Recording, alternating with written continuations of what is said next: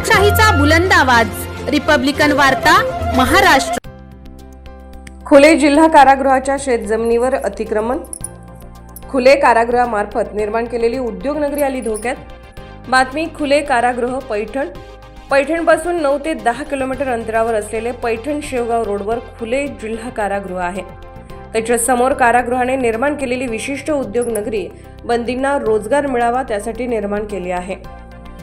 खुले कारागृहातील तुरुंग अधिकारी, भानवसे शेती विभाग आणि बंद्यांच्या सांगण्यावरून गेल्या कित्येक वर्षापासून खुले कारागृह शासनाची जमिनी वहिती करत आहेत व त्यामुळे बंदींना रोजगार मिळतो, त्याचे योग्यरित्या पुनर्वसन होते आणि जनावरांनाही चारा मिळतो। परंतु त्या जमिनीवर गेले 2 ते 3 महिन्यांपासून ईसरवादे या इसमाने कारागृहाच्या प्रशासनावर दबाव आणून 20 ते 25 एकर जमीन हडप करून कर्मचारी अधिकाऱ्यांना वेठीस धरली आहे।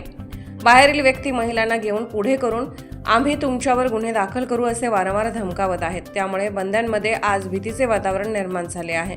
त्याकारणी हे संपूर्ण बंदी शेतीवर काम करण्यासाठी जाण्यास नकार देत आहे। त्याचे उदरनिर्वाह होण्यासाठी खुले कारागृहामार्फत जी विशिष्ट उद्योगनगरी तयार करण्यात आलेली आहे त्यामध्ये अल्पोपहार, चहा, नाश्ता, laundry, hair cutting, salon, tailor, सुतार, फॅब्रिकेशन वर्कशॉप, स्केच मेकर आणि मोटर मेकॅनिक गॅरेज अशी कामे केली जात आहेत।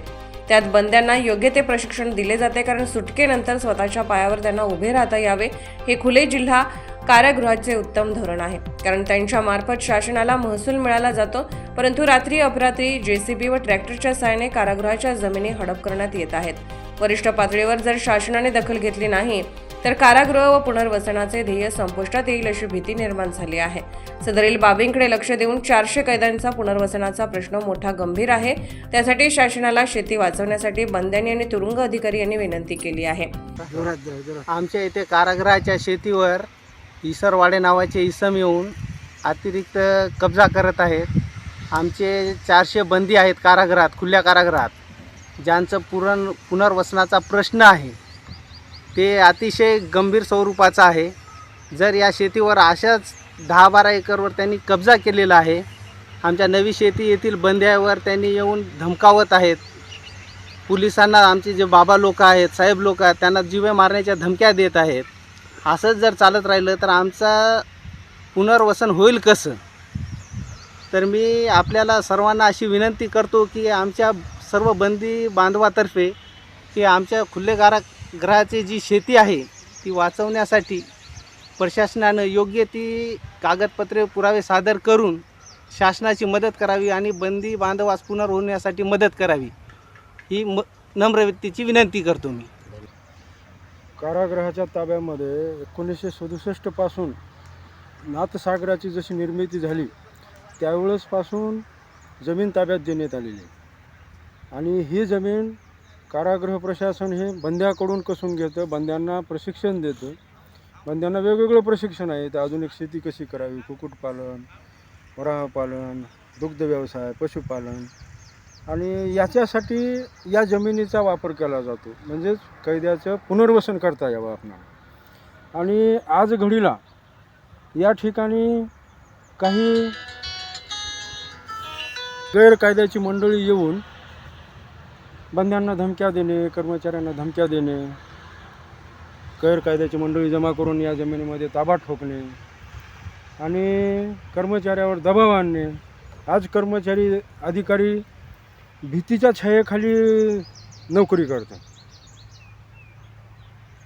नेमकं त्यांनी करावं काय आणि करायचं काय हेच त्याला समजत नाही। कोण त्याच्या पाठीशी आहे, काय सुरक्षा आहे त्यांची?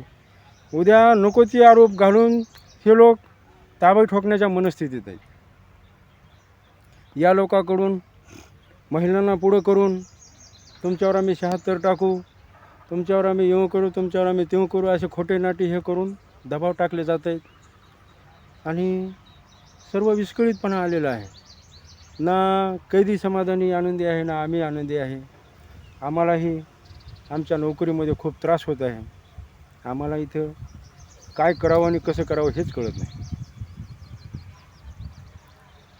हे तुरुंगाधिकारी श्रेणी 2 भानवसे, शेती विभाग इंचार्ज म्हणून पैठण जिल्हा खुले कारागृह इथं 2 वर्षापासून काम करतो मी।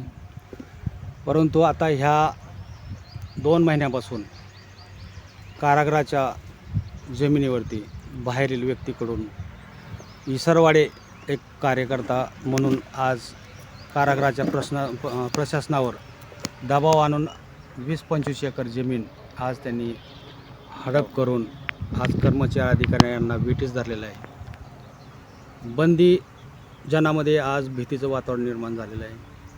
बंदी आज शेती क्षेत्रावर काम करण्यास नकार देत आहेत, जेणेकरून बाहेरचे व्यक्ती कोणा धोका होऊ नये. बाहेरचे व्यक्ती सदर महिलांना घेऊन येऊन पुढं करून आम्ही तुमच्यावर गुन्हे दाखल करू, 76 करू म्हणून बंद्यांना, अधिकाऱ्यांना, कर्मचाऱ्यांना वारंवार धमकवत आहे.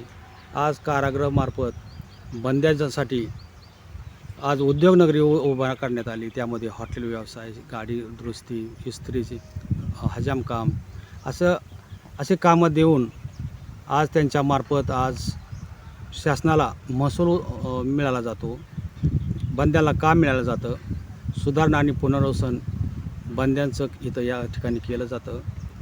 शेळीपालन, जनावर पालन, 400-450 जनावर आहेत. अशा जनावराला चाऱ्याचा प्रश्न आज निर्माण झालेला आहे. आज हे अतिक्रमण लोकांनी केल्यामुळं आज जनावरावर उपासमारीची वेळ आलेली आहे.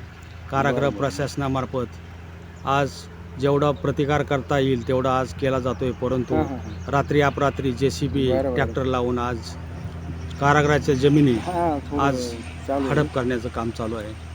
वरिष्ठ पातळीवर जर नाही दखल घेतली तर आज कारागृह आणि पुनर्वसनाचं ध्येय आज संपुष्टात येऊन बंदी या ठिकाणी कारागृहामध्ये राहू शकणार नाही आणि कारागृहाच्या हद्दीत जमिनी आज राहणार नाहीत. तरी शासनाने याची दखल घ्यावी हीच आमची कारागृह प्रशासनाच्या वतीनं विनंती आहे. रिपब्लिकन वार्ता महाराष्ट्र न्यूजसाठी तांदुळवाडी पैठण प्रतिनिधी राहुल गिरे, छत्रपती संभाजीनगर.